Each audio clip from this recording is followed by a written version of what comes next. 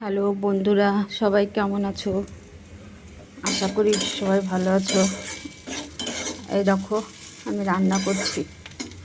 উস্তে, আলু আর গাজর দিয়ে পেঁয়াজ দিয়ে ভাজা ভাজা করছি। এটা আজকে অল্প একটুই রান্না হচ্ছে। এই দেখো, ভাত করেছি। এই যে মাছ ভাজা, এটা দরকার খুব।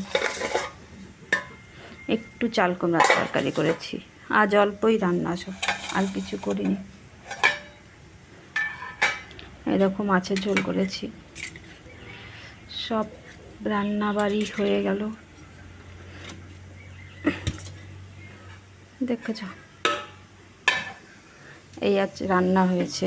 আজ অনেক কাজ আছে, এর জন্য এই দেখো সব ধুয়ে ধুয়ে সব ভরতেছি।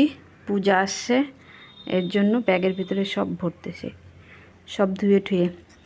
কারণ এবার আশ্বিন মাসে একদিনই শুধু টাইম আছে গুছানোর। এই দেখো সব আলঝাল, সব বাড়ির আলঝাল করা আছে, দেখেছো? সব পরিষ্কার করতেছি ঘর বাড়ি।